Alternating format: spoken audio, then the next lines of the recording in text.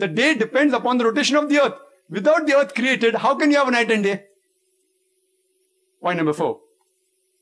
Genesis chapter number 1, verse 9 to 13 says, earth was created on third day. Genesis chapter 1, verse 14 to 19 says, the sun and the moon was created on the fourth day.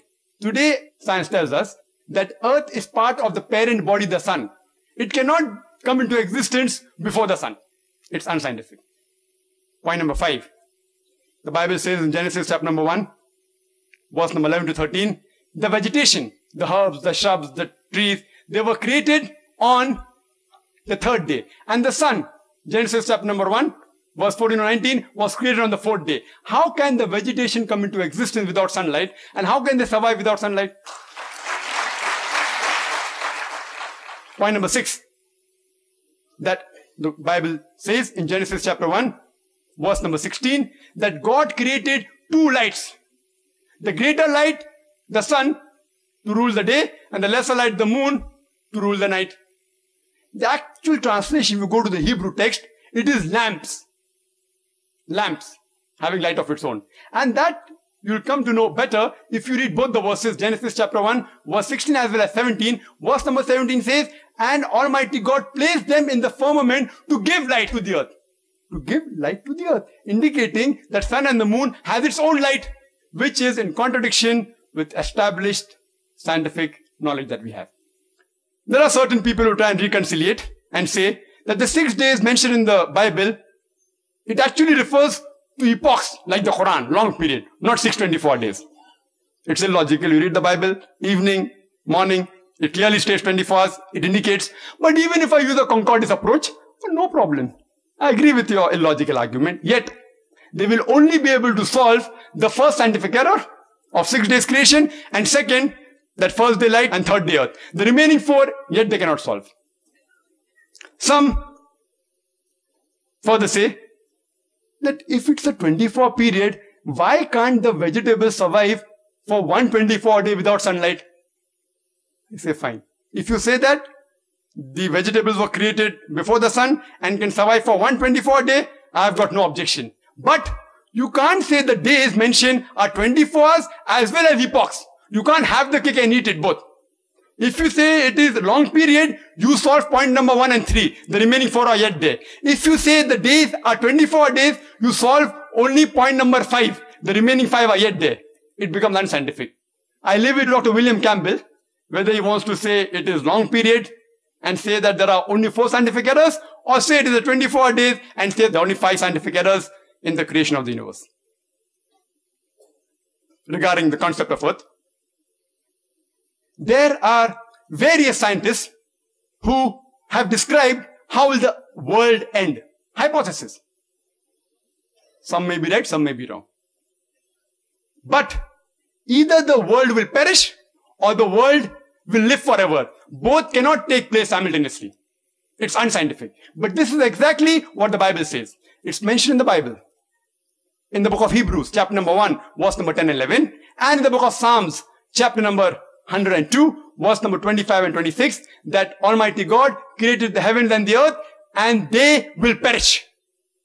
Exactly opposite is mentioned in the book of Ecclesiastes, chapter number 1, verse number 4, and the book of Psalms, chapter number 78, verse number 69, that the earth will abide forever. I leave it to Dr. William Campbell to choose which of the 2 verses are unscientific. The first pair or the second pair. One has to be unscientific. Both cannot take place. The world cannot abide forever as well as perish. It's unscientific. Regarding the heavens, the Bible says in Job chapter 26 verse 11 that the pillars of the heaven will tremble. Quran says in Surah Luqman chapter 31 verse number 10 that the heavens are without any pillars. Don't you see it? Don't you see the heavens are without any pillars? Bible says heaven has got pillars. Not only do the heavens have got pillars, Bible says in the first book of Samuel, chapter number 2, verse number 8, as well as the book of Job, chapter number 9, verse number 6, and the book of Psalms, chapter number 75, verse number 3, that even the earth have got pillars. In the field of diet and nutrition, let's analyze what does the Bible say. The Bible says in the book of Genesis, chapter number 1, verse number 29, that God has given you all the herbs bearing seeds, the trees bearing fruits, those that bear seed, as meat for you. New International Version says the seed bearing plant and the trees bearing fruits, bearing seeds are food for you. All of them. Today, even a layman knows that there are several poisonous plants like wild berries, strychnine, datura, plants containing alkaloid, oleander, buckipod, that which if you ingest, if you eat, there are high possibilities you may die. How come the creator of the universe and human beings doesn't know that if you have these plants you will die? I hope Dr. William Campbell doesn't give this vegetarian diet to his patients. The Bible has a scientific test how to identify a true believer. It's mentioned in the Gospel of Mark, chapter number 16, verse number 17 and 18. It says that there will be signs for true believers, and amongst the signs, in my name, they shall cast out devils. They shall speak foreign tongues, new tongues.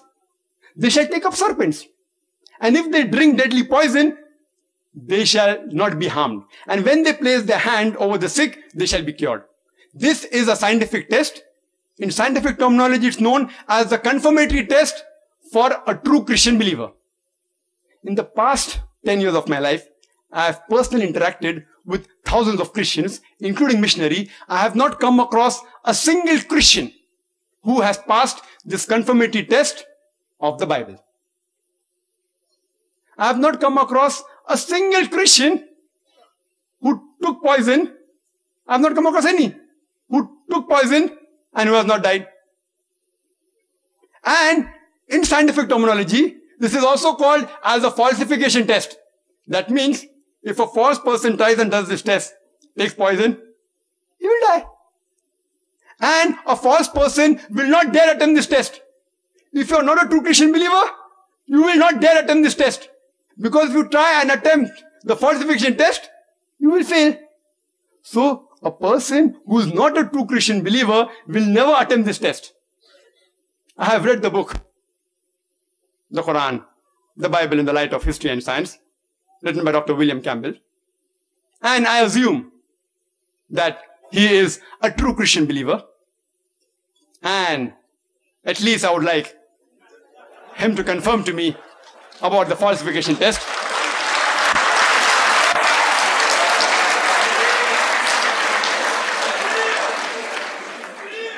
Please be rest assured. Please be rest assured. I will not ask Dr. William Campbell to have deadly poison because I don't want to jeopardize the debate. What I'll do, I will only ask him to speak in foreign tongues, in new languages.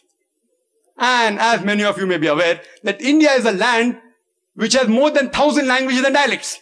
Only thing I request him is to say these three words, 100 rupees, in the 17 official languages.